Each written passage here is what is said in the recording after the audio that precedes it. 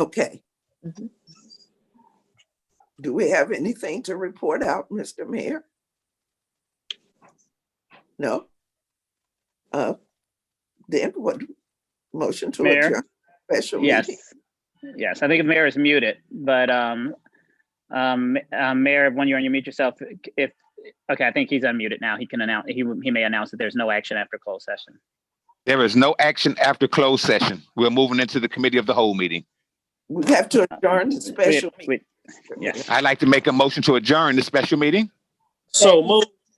Moved by Trustee Brooks, Second. second by Trustee McMullen. Roll call, Madam Clerk. Trustee Williams. Trustee Williams. Did she make it back? She's there. She's Unmute there. yourself. Unmute yourself. Sorry, both aye. Trustee Brooks. Votes aye. Trustee Jenkins Bell. Both sides. Trustee Franklin. Both sides. Trustee Bolden. Aye. Trustee McMullen. Votes aye. Mayor Rudez. Votes aye. It is 7:05. Okay. Adjourn. This meeting is now called to order. Give me 30. Give me 5 Give seconds. you 1 second. Give you 5 seconds. Yes, ma'am.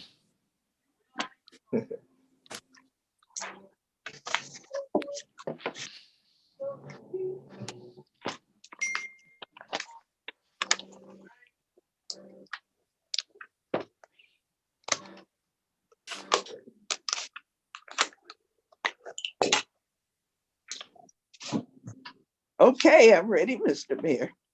Okay, Madam Clerk. This meeting is now called to order. Roll call, Madam Clerk. Trustee Williams. Trustee Williams. Stepped away. Stepped out. Trustee Brooks. Present. Trustee Jenkins Bell. Present. Trustee Franklin. Franklin here. Trustee Bolden. Present. Trustee McMullen. Present. Mayor Rudez. Here. Okay. Oh, Trustee Williams. Present. Trust- Present. Also present at this meeting, could you please announce yourself? Attorney Joe Miller. Ernestine Berry Beck Fulgham, Attorney Joe Miller. village manager. Okay. Thank you All for right, your Village presence. Clerk D. Jones, I'm here. Okay. So are there any public comments for this meeting, Madam Clerk? No, sir, I received no public comments for February 9th, 2021. None. Okay. Okay. All right. So the first item on the agenda today, this is business discussion items. It's item 5A1. This is Mr. Bill Hanley. Discussion is regarding the 2018 audit. Is Mr. Hanley ready? He is. Here he comes. Okay, fantastic. 1 second. He was there. What happened to him? He was just there. Boy, what a great Super Bowl. Way to go, Tampa Bay. Oh, Look, my goodness. Look, we can't talk football. Oh, yeah. I'm sorry. You know. Stick with the business. No, my team was miserable. Oh, okay. Yeah. They just got after Patrick. That's all. They made him more Quarterback did his They thing. had no coverage. He didn't have an offensive line to protect him, and the defensive line couldn't Tell get the to truth. Tell the truf, Tutu. It wasn't coverage. Right. It wasn't coverage. It's called good defense. I No, plead it's called, It was him. I plead the fifth on this one, back man. home. Back home. Will I one say, I day- know it's Bill Hanley, are you there? our quarterback. That's who It's won. age and wisdom against youth. And He's in the room. Yes, sir. Mr. Hanley. Oh, there he goes. Okay. Hi, Mr. Hanley. Good evening, sir. How are you? Can't hear him yet. He's Okay, I can hear you now. Mic check, Mr. Hanley. Yes. Can everyone hear me? Vaguely, it's a little hollow. Like in the fall. Okay, let me, hang on just a minute. Let me put on my speaker. All right. Yeah, while Bill's going to do his thing, it's just my heart said Kansas City, but my life experience said it's so hard to bet against a guy who has 6 rings. It's like betting against Michael Jordan in the championship game. Well, see, I don't bet. Okay. Okay. Is that better, Mayor? Oh, that's fantastic, Bill. Thank Okay, you. good, good. Somebody's got Mr. YouTube Hanley. on loud. Mr. Hanley, you broke up again. We can't hear you. Okay, is that better? That's better. Why do we Okay. have an echo? All right. Someone's watching YouTube and while they're watching them, Right. while we're in the meeting. All right, let's go, Mr. Hanley. All right. Your show. Good evening, all. Thank you.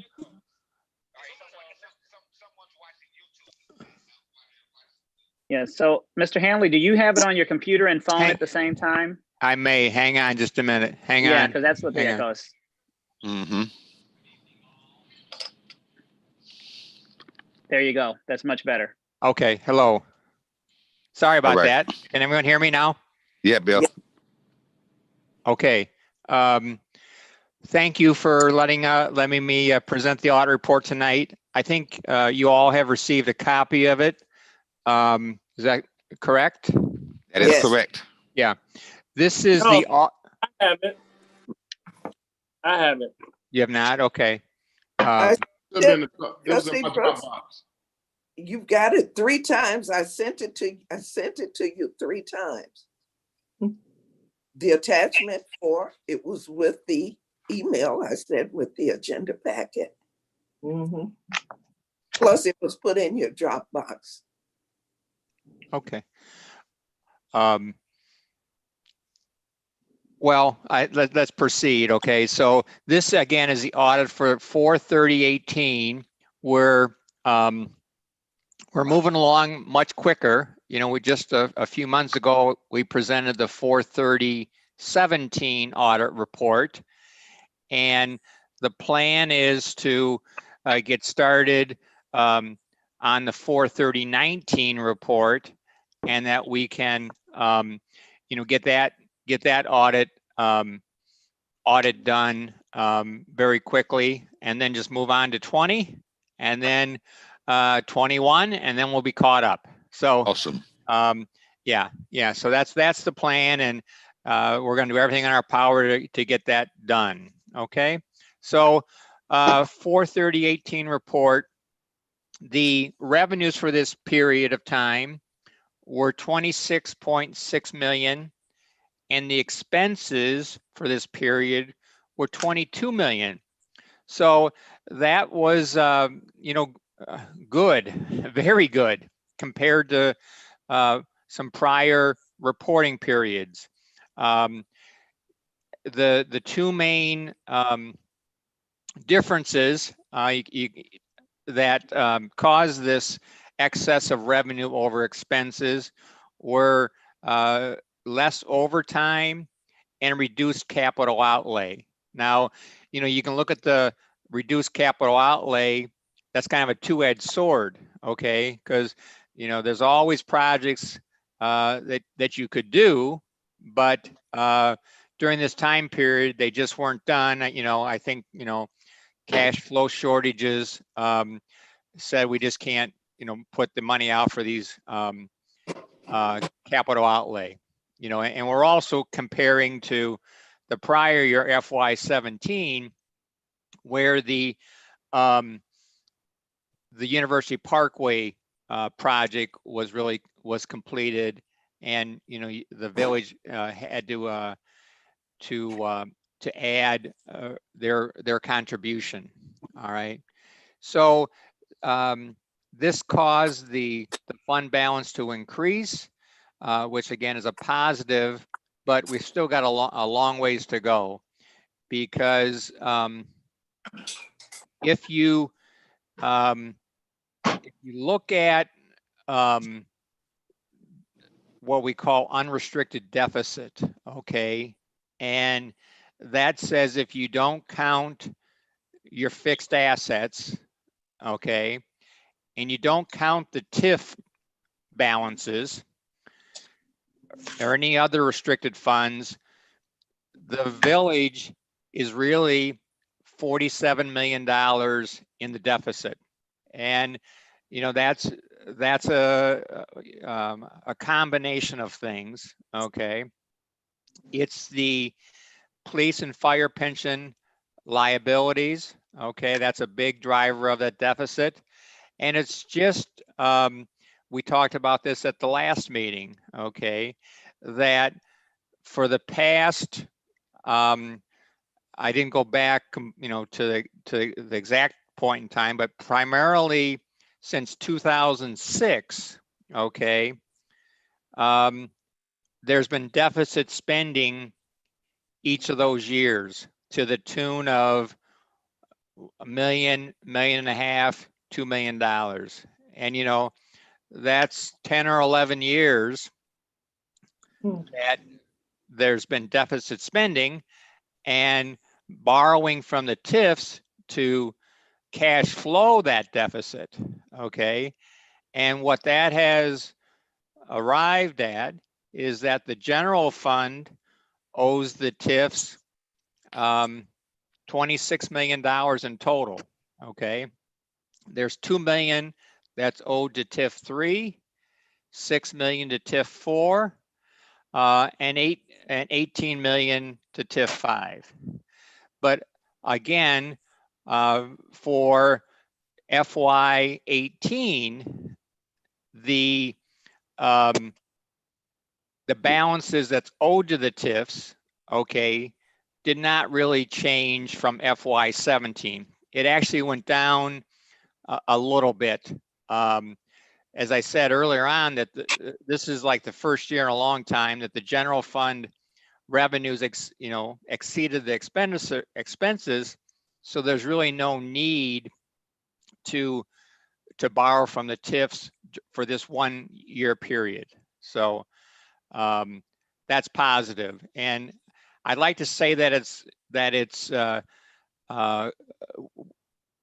stopped, but I think we're going to find in FY 19 and 20 audit reports that there's been some borrowings from the TIFs. But again, for this 1 year period, there was not any borrowing from the TIF. So the other thing I wanted to talk about, your bonded debt, okay, is $4.4 million as of this date. And there is a reduction of, I think the reduction is about 300,000 a year. So that is a very high level overview of the village's FY18 audit. Okay, if there's any specific questions, I'll be glad to talk about them. Anytime you're dealing with old financial reports, okay, it's kind of difficult to say, oh my gosh, that's horrible, what do we do? It's 3 and 4 years after the fact. We just present the information as we found it and audited it, and now you're making the reporting to you for your purposes. And this has to be done. These audits have to get caught up. If the decision's made to have additional borrowings, it provides good support for future budgets and future future financial planning. So I'll just take a pause here and ask if there's any questions. Mr. Mayor, may I be recognized? I see you muted. Okay. Yes, go ahead, Trustee. Yes. Mr. Hanley, thank you so much. Actually listening to you on this report, anyone listening would now everything that it's almost like if you've been preaching it, it takes time for it to come to light. And I think what you're doing is that you're demonstrating that the measures that we're taking in 17 is now moving along. And actually, I can tell the board, I'm very good about counting the money that I've been watching since 17. Yes, maybe 19, 20, you might see a little bit when it came in reference to the borrowing, but I think we're well on path to trying to bring to go in a better shape. That when you start doing our audit, you'll start seeing a much better when it comes to our finances.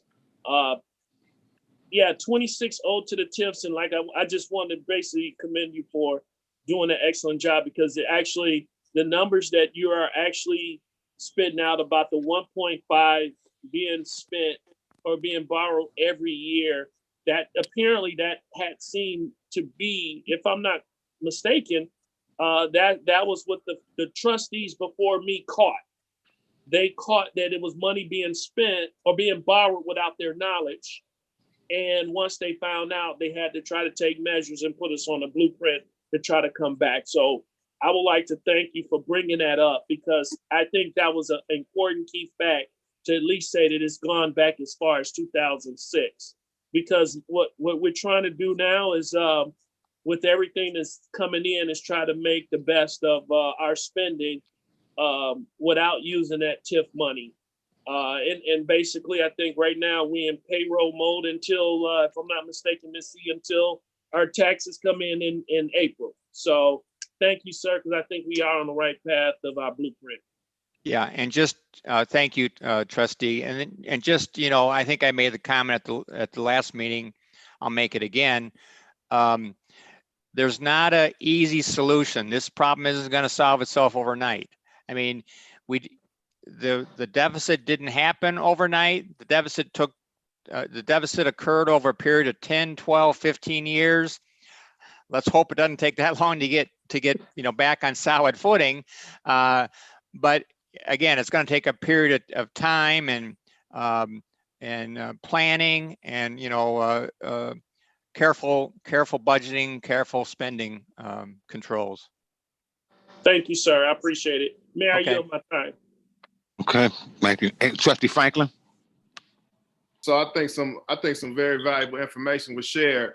One thing he shared was the recipe for 2018's budget to not run a deficit. And one thing that he said was that you guys were able to cut back on overtime. Can someone who was on the board during that time kind of share with us how you guys were able to accomplish that? Because these are the type of things that I think we need to be acknowledging and paying attention to. Yes, trustee. One thing we caught in was the fire department. The fire department was generating about $250,000 in overtime, and actually it was over a period of time. And it just so happened I was the chairman of the commission coming into as trustee, but the board advised our commission that, hey, we're having an issue. Could we solve it? And so what happened, that village manager, one trustee, myself, we sat down, came to find out $250,000 comes from whenever there's not proper staffing, you're going to generate that overtime. And so that's why I also kind of notated in this budget that fire department, if I'm not mistaken, fire department should be up to par because Miss E hired them. But for the police department, we want to make sure that they up to staff, because the problem that comes in is that when it's their union contract causes officers to stay over, and in a way, it stops us from saying no. Where if it's DPW, like right now, we expect them to make overtime. But say during the summer, Miss E can say, hey, cut back on overtime for the trees, cut back. We don't have the money. But for the police and fire, when they're never up to staff, we caught that. actually it was the previous board, they caught $250,000 just being pumped out.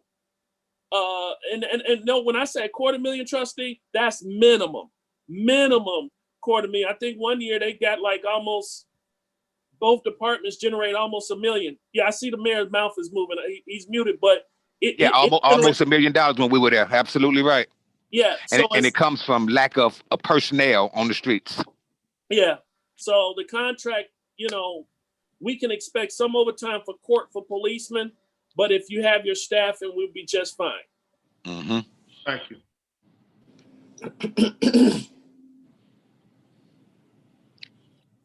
Any other questions for Mr. Hanley?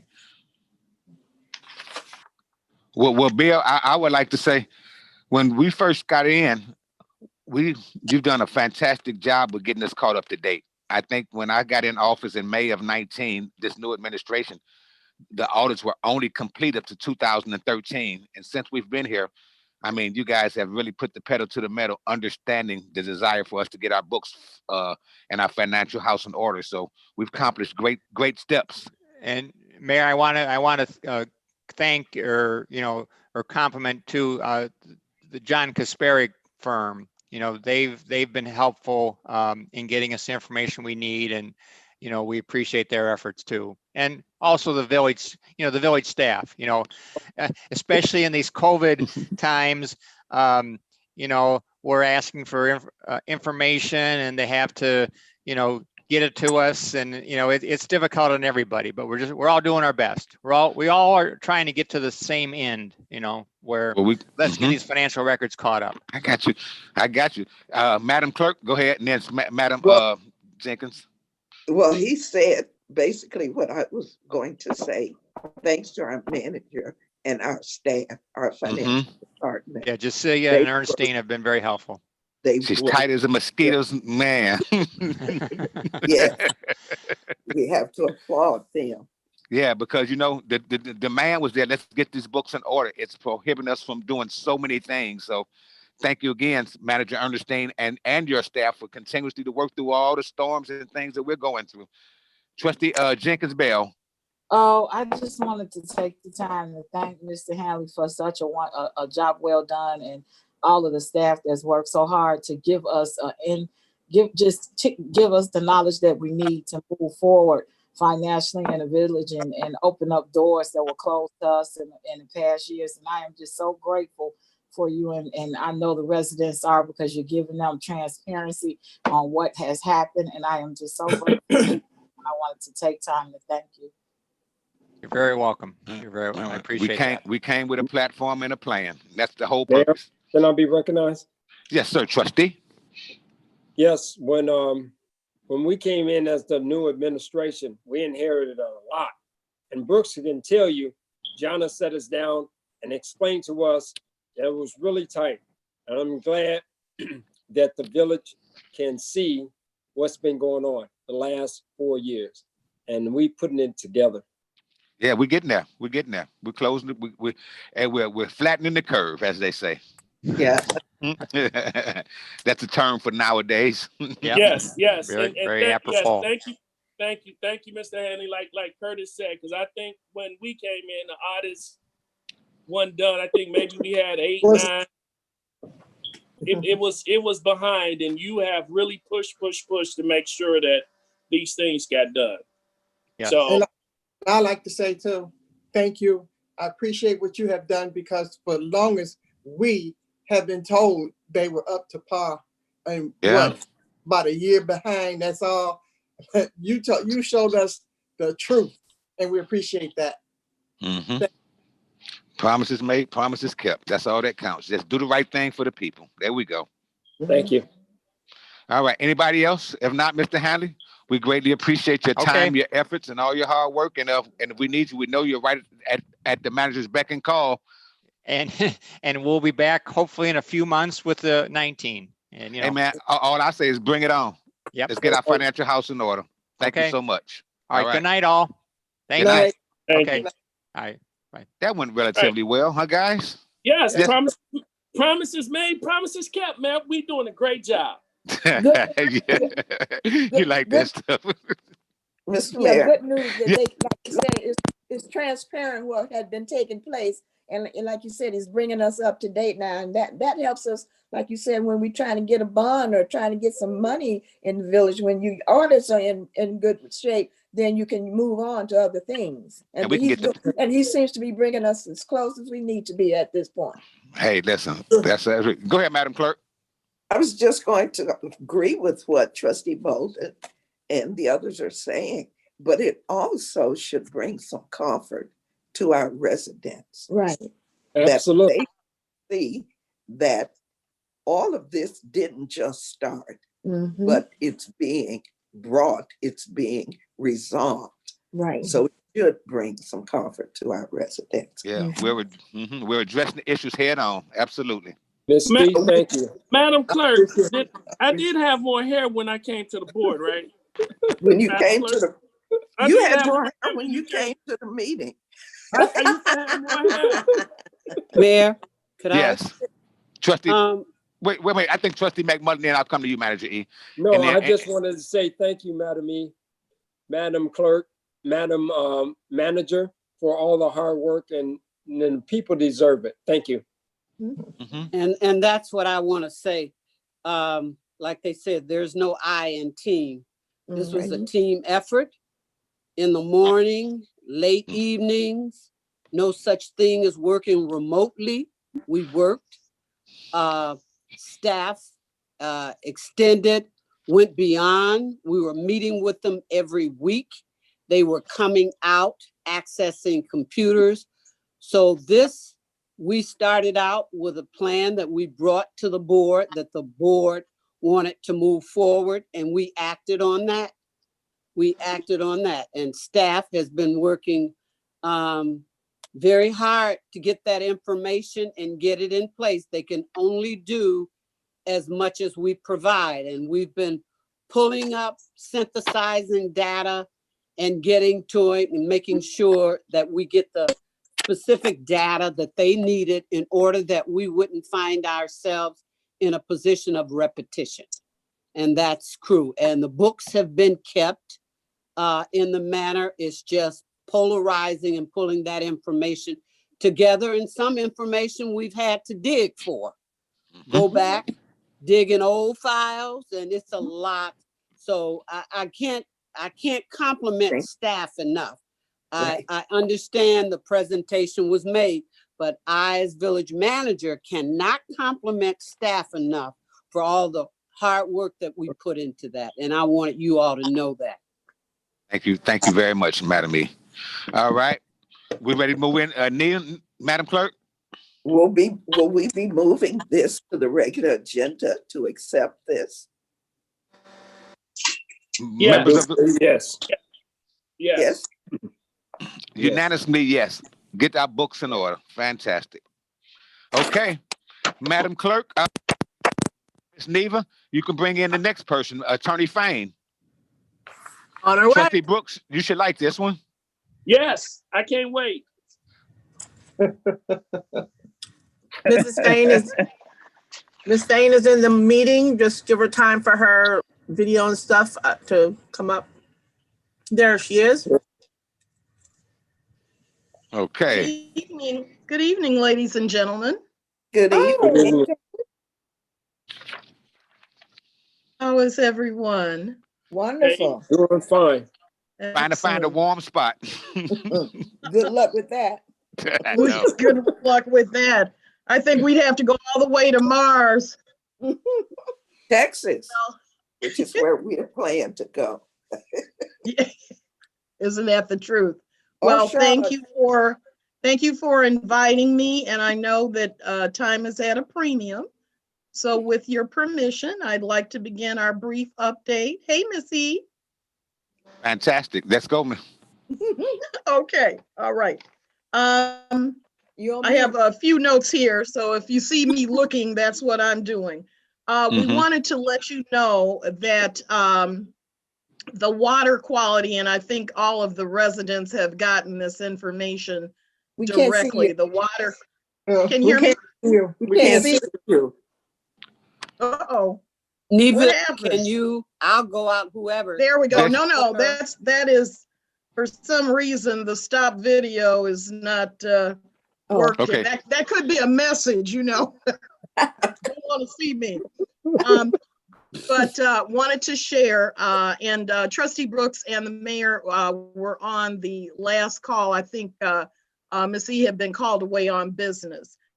But we learned what you know after you have received at your homes, that the Illinois EPA did confirm that in the last 6-month period, ending December 31st, that the water that Aqua is providing is up to Illinois EPA standards. Now we know that's a minimum standard. However, they must show this again in the next 6-month period before they are eligible to have this case that the state of Illinois through the Attorney General's office has filed dismissed. So here's where we are as members of the university park team. We need to ask all of the trustees to provide to us what they feel they would like to see Aqua do. We are going to provide this list to the Attorney General's office. We've already started compiling a list from suggestions and recommendations that have been made over time. We want to make certain that our list is complete because time is now of the essence. Aqua is being very aggressive in court and is asking the court to dismiss the case. They have gone in to do that already. And because they must show for the next 6 months they are in compliance, the court has not agreed to that. And the Attorney General is pushing back vigorously. We have the Bureau Chief for Environmental along with the staff attorney who are working on this. So we're going to ask for that information from the trustees. Please provide that information to village manager so that she has it provided in writing. Please just don't, give her a quick call or leave her an email.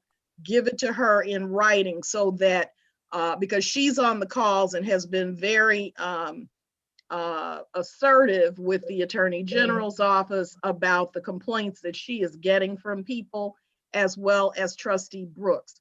So we want to document everything, and we're going to try and push as much as we can onto the Attorney General through this case to see what we can get. I don't want to raise expectations, but this is the most cost-effective method that we can use at this point, is to let Kwame Raoul carry the water for us. Okay, so in the meantime, it's my understanding that people have been seeing water or sewer increases on their bills. Can someone confirm for me which it is, water or sewer? Go home and check your bill and see, okay? Because we need to let the AG know which one it is. The AG's case only deals with water quality. They don't have any jurisdiction in the current case that is filed to deal with rate increases or anything like that. However, we brought to the attention of the AG that this was going on, as well as all of these letters from Aqua saying how wonderful they are and the water is all excellent. And so we have identified the person within the Illinois Commerce Commission that we can talk with, and if we need to file a complaint with them about these increases, we will investigate that. Don't know whether this is something that was approved prior to the problem with the lead contamination. We are looking into that. Let's see. All right, so we will be pursuing an inquiry to see what we can find out about that and asking that this be held up. Village manager will be working to get up an information piece, which we asked for and did receive from the ICC, specific information about the moratorium that is in place. I know that all of the trustees and Trustee Brooks and village manager and the mayor, is that me? Nope. I don't know if I should dance now or what. Okay. Have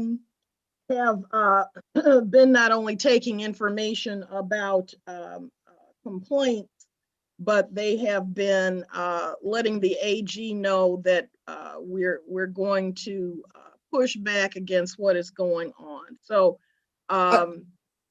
we are concerned about missing documents. This is a problem because we need to have them for our records. So we're doing two things. We're being proactive in two ways. One, tomorrow we will be issuing a Freedom of Information Act request to the ICC to see what documents they have about the changeover of the water line, when it was done, all of those details. We understand that Aqua has asserted that they spent several $1 million to run the line with the idea that the village residents would reimburse them. So we're going to look into that a little bit.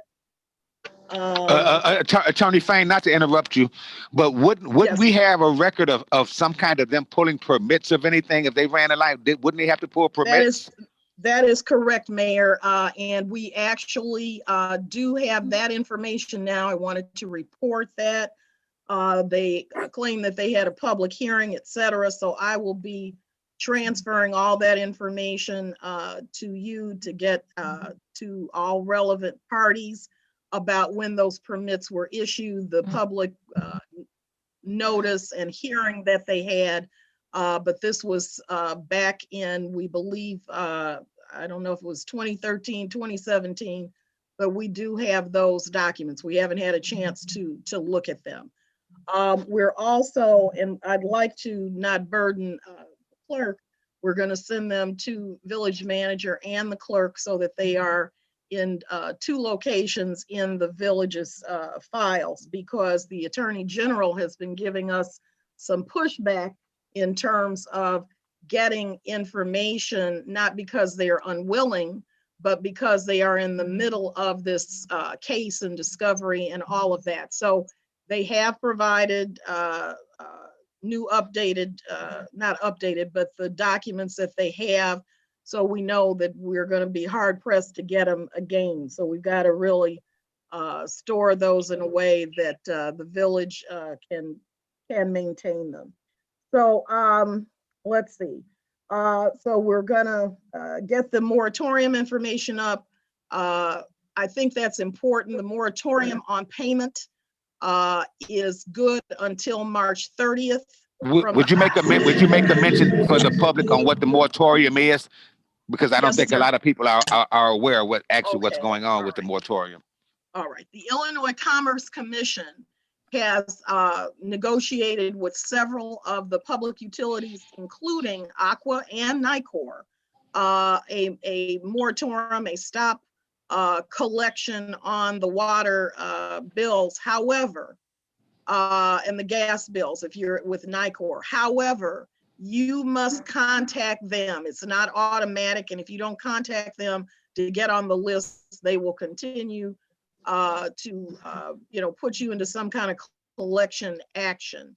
So when we put this up on the website, you'll be able to see the specific number to call.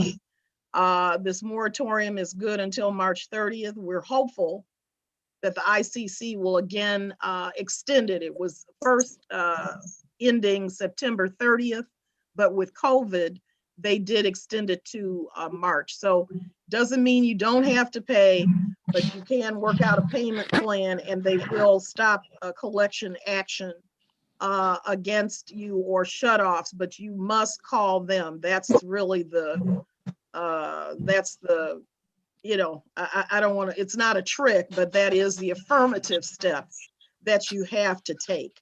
So we'll have that. I think I mentioned that we are reaching out to the ICC about permits and all that they did in terms of rate making, the water line, et cetera, through a FOIA request.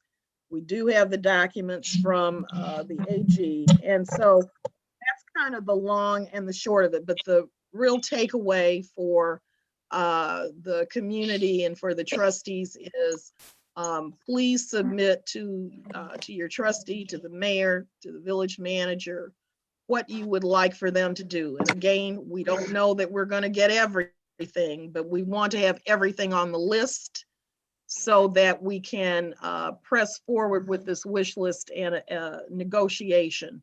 So as they are claiming, because they've been very aggressive, that the water is fine, and we know they're still out sampling in the neighborhoods. We want to make certain that we have everything on the list as we make this push. Once the AG says, well, we can try and get that, we can't do this, whatever they aren't willing to do, meaning the AG, because it's beyond their jurisdiction in this water quality case, then we can come back to the trustees and all of the officials and see what our next steps might be. So I thank you for your time, and wait. I hope that that's helpful. I got a question. I got a statement. Can I? Yes, ma'am. May I? Okay. Yes, you was ma'am. asking, I thought I was going to wait for the end because you were talking, but you asked about people getting the water bill and the water had went up. Okay, let me go. I'll tell you like this. My water bill states every time I get it that this is a sewage charge. Okay, and it'd be like $65 or $67. Mm-hmm. Before I got a sewage charge, that's how much my water bill was every month. So I'm asking why or how can a sewage charge be what my water bill was every single month that I've been here? You know what I'm saying? Okay, all right. Yes, yes. And we have a call, and Missy and Trustee Brooks with the mayor on Thursday, and we will raise that because they asked last time two questions. One, was it a sewer charge or was it a water charge? And we couldn't answer because we generally knew, but we wanted to confirm in the meeting today. That's why the mayor asked me to come on and bring this forward. So we will present that, Ms. E. I know you are making a note on that. You and Trustee Brooks will be taking the lead on that. And then Lynn and I will be taking notes on their answer. Actually, I got it, Mr. Mayor. While Attorney Fain was talking, I think a bill came exactly after our meeting, after we had this conversation. Mm-hmm. I'll read exactly what I just seen.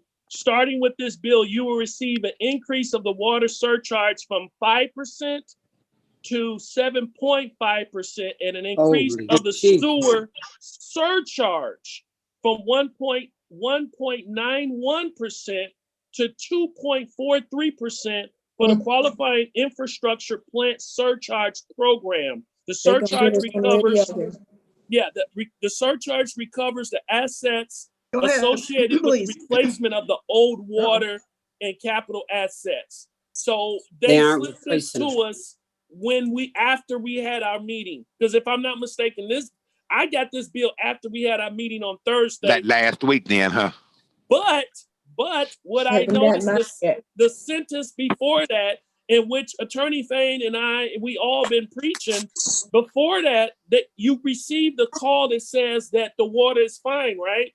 They have the nerve to put above that statement, Aqua Water Illinois has found lead levels in drinking waters in some homes. The lead level can cause serious health problems.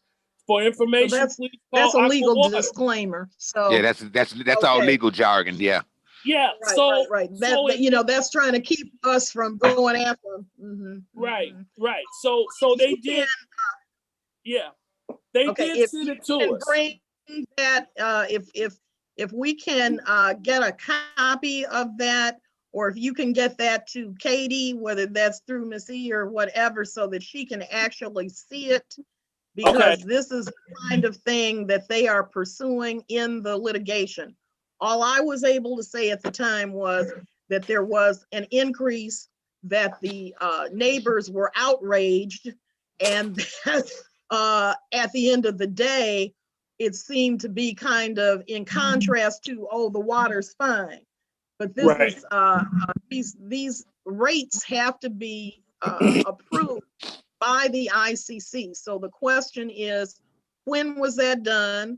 Why wasn't anybody notified? Is this new? Because it might have been a past approval and it's just kicking in. I don't have that detail, but that's why we now have a contact at the ICC so that we can bring this to them to investigate. The Attorney General, the folks that we're talking with, Ms. E and Trustee Brooks, you know, they remember the call before last, they were like, well, this is beyond our purview. We're only able by jurisdiction, by law, to deal with water quality. The ICC deals with that. So that's why we are sending a FOIA request to them as our proactive step. And then in addition, we are going to be asking the ICC to look into this. When was this done? How is this being done now? And just what is the situation? So that's what we are doing proactively. So if you can get that information, because I think it's hard for us to always see that there's kind of a parallel track. Water quality, rate increases. They aren't handled by the same state agency. So we're trying to make both of these mules pull together in this harness. But you know, that's a tough situation. So also, Trustee Williams, if you can also share, you know, and redact your name and so forth, okay? You know, we don't want public information, your home address. They'll be standing out on your lawn talking about, oh, Trustee Williams, Trustee Brooks, you know. So redact the information, but we will get this to her because this is the kind of evidence that she needs. She cannot change the rates, but she can say to the court, you know, these folks are claiming they have this great water quality. They're sending out all of this public information, but while they're doing that, A, the water quality is not yet proven to be up to par, and they're raising the rates at the same time. Right. And so this is, you know, we're trying to present our arguments about environmental justice and corporate social responsibility. Now, we have also investigated two other possibilities. And this was, and Ms. E, I'm kind of bringing you up to speed on this because you had another meeting, but Trustee Brooks and the mayor were on the call on this.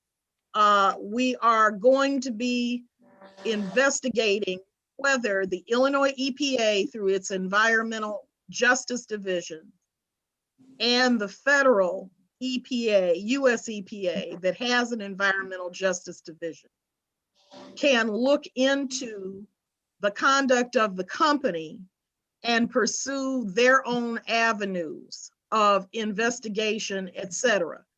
I can't tell you today that what we're going to put forward will meet their test, their legal test or criteria, but it is my belief, this is something I learned from my mom, nothing beats a dare but a try, and we're going to put it forward. If they say, no, we can't do it, no one will ever be able to say that we didn't go after them. And that's what we are about.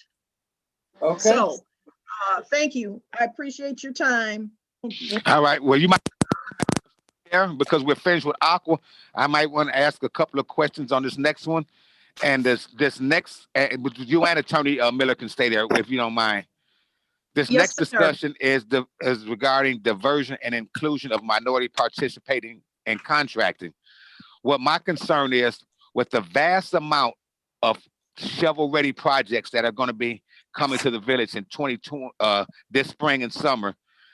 I don't think that there is a mechanism in place that gives us a priority to ensure that we have not just the jobs once the facility is built, but the contracting opportunities as minority participants in there, women and men. So that's why this is one of the things that I asked to get put on this agenda so we can have an open discussion and see what the pleasure of the board would be and what you would like to see as far as moving forward when people come into our community to do business. Yeah, I'll open up from what I remember. I think we, Trustee McMullen Williams, if you can help me, I think this has always been something that University Park has always talked about. I think a couple of years ago, it was the electricians union. We were even discussing of having something having something in the contract or our ordinance. If I'm not mistaken, this might have been 17 that this came about, but that minorities should have the opportunity to receive some of the contracts that do come into the village.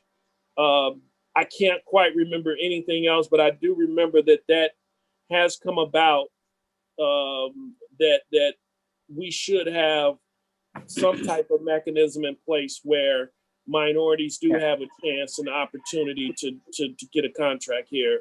So there's a couple. Oh, I'm sorry, Trustee, I interrupted you. I apologize. That's okay. That's okay. So there's a couple of mechanisms you guys can look at. I think most famously, everyone has heard about the City of Chicago ordinance that they have in regards to MBE, WBE. Yeah. So, what I would say is, you can absolutely have a requirement or as part of your RFP process, proof that they have, what their diversity, what they have as far as diversity in their companies. And then also in regards to, minority ownership. You're still bound by, kind of taking the lowest responsible bid. So there's some issues there, but we absolutely can require that companies give us information in regards to what they have as far as what their minority participation is in their company. So we can look at an ordinance like that, something of that nature. We just got to look at how we do it in regards to what our adoptions are. So. Mm-hmm. And some of could I just mention one thing, Mayor? The Mayor Board of Trustees has passed an ordinance called RFQ that we follow the state with quality-based selection. We have an ordinance in place, and we're going through our first process now where we're evaluating. In this case, we're evaluating the engineers based on those provisions of minority and diversity. And they're being evaluated based on points. The members in this, we're doing it for the reconstruction, the engineering phase 1 for the reconstruction of the metro station, of which you're going to receive that information hopefully by the end of the month, February. But we're doing just that. We're taking all the contracts. This committee gets a set of each. They review all the information in the contract. And that individual that indicates their ability to hire minority percentages by X percentages over the other gets evaluated. I think we need to begin to look at that at any and all contracts, because EEOC has restrictions in terms of the limit we can actually put in writing in there, but you can compensate in other ways by requiring and giving folks bids and evaluating them based on what they say they can do, and then hold their feet to the fire. Okay, Trustee Bolden, you had something?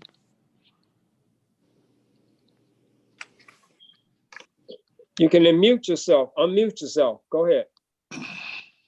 Yeah, on this subject, the mayor and Nina and I had, Attorney Nina had just a discussion on just this what we're talking about now, inclusion of minorities.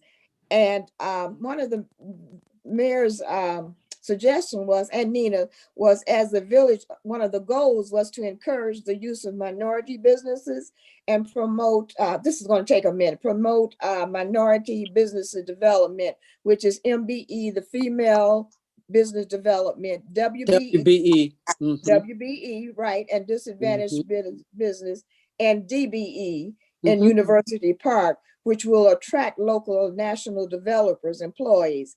And we had outlined a few steps that it would take. And one of the suggestions was, just a suggestion, this is food for thought as well. One of the ideas was establish the mayor's office of minority business, economic development, and training. And by the way, I was in on this meeting because I am part of the economic development committee, so liaison to it. And then one of the other suggestions was by executive order rather than doing an ordinance, which is customary means of establishing these programs. You could establish the mayor's office of minority business, economic development, and employment and training. It is the most expedient way. I know we said we have an ordinance and we're working on, but this seems to be that it's the most expedient way to achieve the village goals with pending opportunities. It is necessary for the mayor's office to have the ability to respond to developers' requests and granular information and data about village resources. And so also it would suggest that in this executive order, you will include in the package with the contractors and which would be policies which can overexpand and overtime when necessary. And then one of the first ones was, which was suggested, was first rights of hiring policy. And I'll repeat that one, first right of resident hiring policy. And what this is to mandate that there is a first right of resident hiring policy by developers or permanent employees were offered in and all jobs to the residents of the village. And they would be given preference, which we've talked about before. We would have job fairs and where we would get resumes be submitted for pre-screening of the village at all costs, temp staffing, and all costs will be borne by the employee or developer. And then the other one was be vendor contract and hiring policy. And for any hiring of non-employees, and Attorney Nina, you can jump in anytime and kind of expound on some of this I'm saying. It says for vendor contract hiring, for any other hiring of non-employees, such as construction workers, construction contractor, subcontractor, developers, or builders who would seek to do business with the village would hire certified contractors, subcontractors, and the likes. They have certification from the state of Illinois, National Association of Minority Suppliers, that are verified as in good standing to show that their companies are bona fide minority, female, and disadvantaged on businesses. And it goes on, it's community benefits agreement, and I'm not going to read it all because Nina can probably touch on some of this. And I want her to talk about the clawback provision. Maybe that can be explained as well. And this would be something that when we're negotiating with these new companies that want to come into the village, and some of the concerns that the residents have brought up when Amazon was brought in. So this would be included in the package, and some of this can be negotiated with the builders as they come in, and this is kind of a leg up. And when we are doing business with them. Nina, feel free to jump in any minute now. Well, I wanted to, thank you. I wanted to echo what Ms. E has said. Her developing the RFQ process is a process that the state of Illinois has typically used for many years. The request for a quotation allows for the public entity to tailor make the opportunity for the developer contractor of its choice. Right. For the kind of program that she is describing as it relates to the metro station, and the engineers, et cetera, that may be the best course of action. What we are talking about, Trustee Shirley and the mayor and others are talking about is a plenary program so that it can be turnkey, effective, and used across the board so that the kind of tough duty that village manager E is under now with an RFQ can be perhaps not relaxed, but less stressful. So the three things that I heard are, number one, you want to give priority to the village residents for jobs. So if there is a program, whether you do it by executive order, resolution, or ordinance, is a matter of Illinois Municipal League authority. But at the end of the day, you will have a policy which will state that the residents are hired first. Now, that doesn't mean that they won't have to go through whatever the process is with the order. The process would, of course, I'm sure in this day and age with employees, whether they're permanent or temporary, will have background checks, will have a drug policy. And so you're not trying to second guess what is going on in the company. But what you are saying is, if you would like to come here and you're asking us for tax abatements, TIFs, infrastructure, use of our fire department, use of our police, then you're gonna hire our folks. And I think that's what Ms. E has said has been policy informally for many years within the village, and that's important. The other thing is the vendor relationships. I know that there was, hue and cry, and this is across the board, because Amazon is in 3 communities in the Southland, it's in Cicero, it's in the city of Chicago. And so the issues that you are discussing are part and parcel of issues across the board as it relates to them. But beyond that, you want to have a good relationship, of course, as you have had with your unions and with your contractors going forward, so that you don't have job stoppages or any kind of other ugly dust-ups in the media or the newspaper, because it will have a chilling effect on the developers. What I think with all of the folks who are literally knocking at the village door right now, you want to have a streamlined process so you can get things done. So you also want to, in my humble opinion, have a community benefits agreement, something that is used in large cities like the city of Chicago. But what it does allow for, again, is to have all of the trustees provide to the village manager and the mayor a list of what they want to see, and that list is compiled and maintained. It doesn't mean that every developer coming in the door is going to do that. They may have their own ideas, but there has to be some quantifiable, identifiable, and effective application of a community benefit. It can be multi-year. It can be put either in the development agreement, redevelopment agreement, as an appendix, however it works out in terms of the documents. But I think one of the things that Ms. Trustee Shirley was saying is a clawback. A clawback is something where, let's say they come in, they sit down, they talk with Ms. the mayor, and they say, oh, well, we'd like to have this tax abatement. That'll be a reduction of our property taxes or elimination of our sales tax, whatever they are wanting.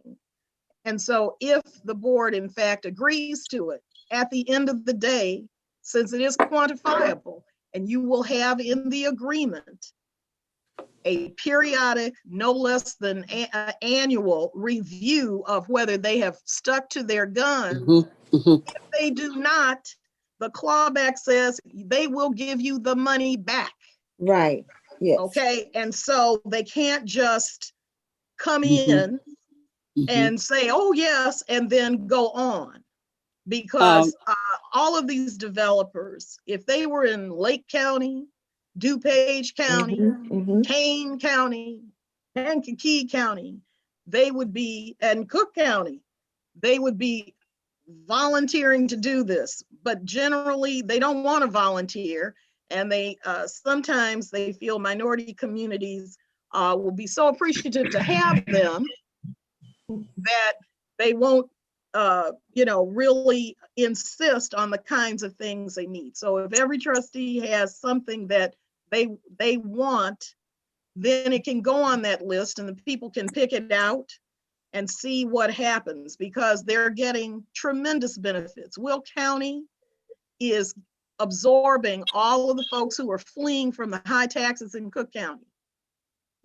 University Park is a beautiful community. They know that. And here they all come. But a minimum wage job is not a sufficient community benefit if you aren't insisting first, in my humble opinion, that they hire the residents, and that as it relates to the contractors, they show that they are hiring MBEs certified by the state or the National Minority Suppliers Association. Attorney. WBEs, et cetera. Yes, ma'am. I hear you. And let me just tell you just a couple of things. That's a good point for me to say. The village has started for a while now accepting applications from citizens. They come in, they call, we call it a preferential hiring. They come in and they call, and we take that information and the secretary puts them on Excel sheets. These are what we had talked about initially when we talked to Amazon about looking upwards from 800 to 1,000 jobs. Now, in the meeting that's coming up at the end of the month, the village board is going to get what they call an MOU resolution that is Matheson, Markham, and the village of University Park. We are looking to enter in a memorandum of understanding between all three communities that have Amazon. And what we say here, and they're all doing the same thing. They're hiring, putting the application from their communities in the Excel, and we're doing the practices of taking it to Amazon when they open. But here's how we do it: to compensate for the inability or the non-skill that they're looking for out of our community. What we're saying one to the other is, if you can't find these people that they're looking for in your community, then we're going to refer our people that are capable of filling those spots to your community.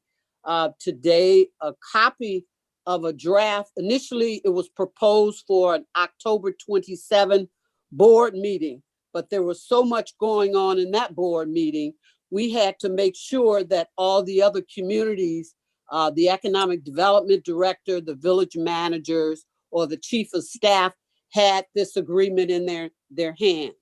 Now we all have it in our hands, and we're preparing it to give to each of the trustees in each of our communities to review. And this MOU agreement will in fact act as a referral source, so that basically what we don't have in our community, we can send to your community to come to our community. We want to just keep the jobs, because we know that we're not going to be able to find all the people that they're looking for out of our one sole community. That's a fact. And I'm finding it based on the types of skill levels that are coming in on these applications.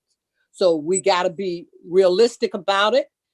So we're trying to find a way to keep the jobs. And for those high level skilled persons that we may have, and that because it's a different type facility here in University Park, but they may be more engineer oriented, they may go strictly to robotics. we then may be able to refer them to a Markham or to a Matheson. So every one of these Amazons have different skill sets. They're doing different things, and we all want to be involved in it. So what I'm doing is making sure that each of the Mayor Board of Trustees will get a copy of this. It was developed through the assistance of South Suburban Economic Development Corporation, our attorney, and the concepts of the Amazon contract. So we've got it very clear. So we want to make sure that there are as less leakages as possible with the jobs. We want to keep them here. We want to keep as many here. Terrific. Mayor, Good can I on be you. recognized? Can I be recognized? Yes, I'm sorry. Yes, that's trustee. Madam Manager, didn't we speak earlier that earlier in the season that that the people that we have in University Park did not fulfill the requirements of contractor, but they are unskilled only? We didn't have enough contractors in our community to bring forth any type of difference that it will make, because we didn't have the qualified people to do so. Am I correct? Is it still that way? Some of them, yes, we didn't have enough. And this is what we're trying to do too. And thanks, trustee, for bringing that up. You're absolutely right. And that was the problem, because the current company, Clayco, hired a minority, a diversity manager. She worked every day. We're calling, trying to get somebody on board. We got one contractor in this, but we didn't have the in-house folk in University Park. We put it out there. So we just continue to advocate for that. We offered to help people to get their certifications. In fact, one we did came in and got her WBE certified. But we will help. We will do what? And we've talked. But the only place where we've been able to get some footage has been those signs that have been in the right of way. That was it. We advertised it on TV and whatever else, but it's those visual signs that got the people submitting their applications, and it has been our best bet. And we're continue to do it. We haven't stopped. We're not going to stop. Even after they open, we're not going to stop.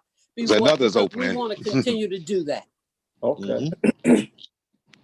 But you're right, trustee. Trustee Franklin? It's not stopping us. We're still moving with the contractors, but every day we're getting the other folk in, and they're continuing to come in. Well, we just want to make sure we get all the contractors minority that we can, and then we have you know, all the board on the board, the trustees on board with it, so it won't have the same situation that came up with Amazon. It was a lesson learned what we need to do in the future. And this was just some of the things that we probably could include in that memorandum of understanding too. So you know, just a food for thought. Okay, Trustee we Franklin? provided them with our May I share? Trustee Franklin is share? on the home. Give me 1 second, Attorney Frank. Get Trustee Franklin. Go ahead, Trustee. Sorry. No, it's okay.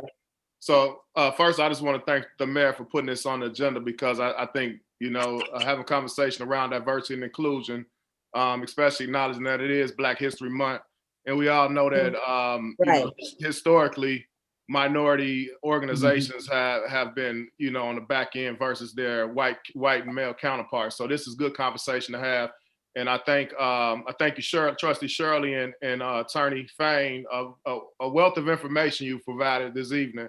You know, and it really makes us think more strategically about how we can ensure that we're fighting for the future, for our future and for minorities. You know, as we're in a position of power and authority, I think these are the type of fights that will truly leave a legacy. You know what I mean? If we really do the things that we're supposed to do.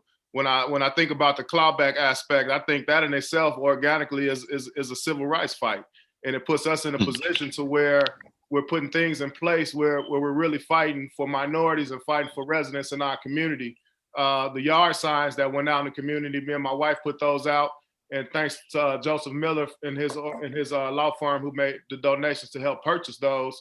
But we did get some responses for that. So those type of things, you know, just taking every step that we can to ensure that our residents and the minorities are at the forefront is extremely important. So just thankful to be having this conversation today during Black History Month.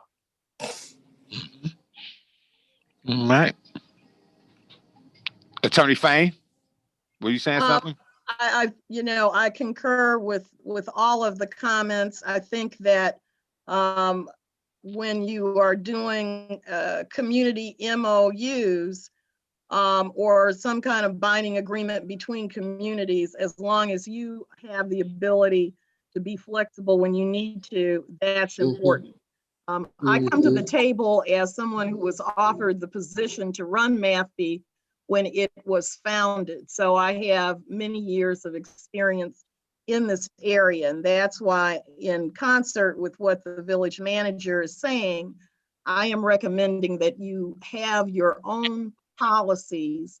They do not have to be in disharmony with the MOU, but they are something that you can provide, because the focus of the MOU, as I understand it, is about employment and training. And that is a little bit different than the vendor issue. And I think that Ms. E has identified the fact that within the community, there may be limited resources of contractors as well as employees. One of the problems that Amazon experienced nationally was trying to identify workers. They came to Illinois after they had a failed situation in New York. And one of the reasons that people do want to come to Illinois, and particularly to the Southland, is because of the labor force, but it is in different communities. It's not just in one big city. But the community benefits agreement, to separate that out from the policies that Ms. C is talking about doing with the MOU, is something that will be specific to University Park. It isn't a shared kind of situation, and it will allow, again, the trustees to make a list that Ms. E can maintain of what people would like to see. And it's a multi-year agreement. It is quantifiable, and you can claw back the dollars. So that's why there were 3 pillars to what we had discussed. And so, you know, I still would like to recommend that, irrespective of the development of the MOU, that you have your own policies as it relates to community benefits agreement, because you may want something. Yeah, I agree with that. May want something just a little different than MAPS, and they may end up using your community benefits agreement as their template, or they may put that in the MOU. But you know, as long as University Park has the flexibility and the agility, as well as the methodology to hold these folks accountable if they don't do what they're supposed to do. I mean, the national builder situation, and then I'm going to stop with a company like Amazon. When these companies come in, they negotiate with you. What they neglect to tell you is that they don't build. They hire builders, and those builders are not bound by whatever these agreements are. And that's how they slide in under the radar. Then when you try to go back and say to them, hey, you didn't do thus and such. That's the key right they there. They go, well, oh, that's not us. Yeah, that's it. That was the builder. And yet they hire the builder. I had this experience with an oil company in Chicago.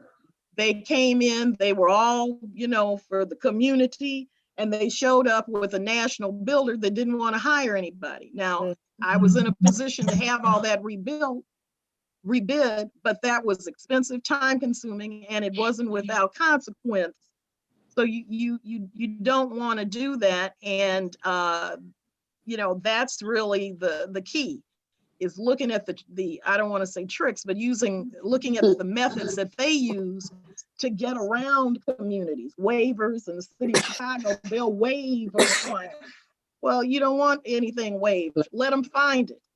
You know, so anyway, that's my 25 cents and I'm through. Thank you, Nina. I appreciate it. Mm-hmm. All right. Anybody else? Attorney Miller, anything? No, I think you guys spoke well. I mean, the key is, as we talked about, just making sure that there's something, you know, if somebody doesn't, that we have a way of enforcing it so that it's we just have not words mechanisms in only. place. Yep. Yeah. Trustee Brooks? Yes, sir. Go ahead. Thank you. I just wanted to say, Trustee Bolden, I would like to thank you for the time and effort that you do spend for economic development. I think a lot of residents don't see what trustees do behind the scene. Actually, I was just right before now, I was just thinking how Attorney Fain, Mayor Rudez, Madam Village Manager, and myself, the residents don't even see how much work we put in on Aqua. So I think a lot of times when we have this discussion and it's brought to the forefront, and then when you brought all that information, and someone like Trustee Franklin, who is a sponge when it comes to the African American, actually I would say movement. I have to give Trustee Franklin, he's the type that he'll be on the football field for the black man per se. He's out there, and actually I'm proud because he's in a league that is definitely need to be shown, where we are doing so much, and I appreciate your effort, and especially tonight, that full report of what we can do, as well as Miss E bring it to the forefront, because I was aware of it, but I think that the best thing to elevate this village is the knowledge of educating what we're doing to move the village forward. Because what we need to understand is that I just did a keynote speak on. I was a keynote speaker on the importance of local government, and I have to say that one point I'll bring, and Mayor, I'll yield. President Obama told us, Washington, we go to Washington, Washington don't come to us. So everything we're doing, and I think you said it, Mayor, when this is over with, we're going to take a trip to Washington. We have to go up. They don't come to us. They're just there to try to make a law that we may have a situation to make it more nationwide. And by the way, in a way, we are in Washington because remember, Mayor, about our water. That was mentioned a little bit. So, I just wanted to say that something like this, I just sat back as we were all ears. I'm all ears tonight. So I'm listening. So I yield my time, man. Thank you, Trustee Bolden. I appreciate the presentation. Also, thank you, Attorney Fain, because you're priceless. You do so much for us. Wealth of knowledge. Thank you. Well, thank you. And I want you guys to read in the paper. Did you see about the hack into the water system? Yes. Okay. Yes. One of the things, and we'll be talking about this with Ms. E and the mayor and Trustee Brooks on the call with the AG, is one of the things, if I am allowed, I'm going to put on the wish list, is for them to tell us what their safety precautions are, so that we are not able to find ourselves in the same situation. Had somebody at that in the village handled the water, seen what was going on, they were able to trigger a stop. Now they claim there were other triggers mechanisms in place, that would have stopped it, but that was lye in the water. So, we need to make certain that on the wish list, we know what their safety precautions are, because we don't want to move from lead to lye. Yes. Yes, yes, So, yeah. all right, thank you. All right. All right. If no one else has anything, I would say let the future begin. And I would ask for a motion for adjournment. Motion to adjourn, Mayor. Second. All in favor? Aye. Opposed?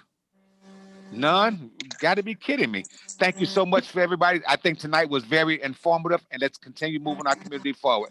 Everyone have a good night. Stay warm. Stay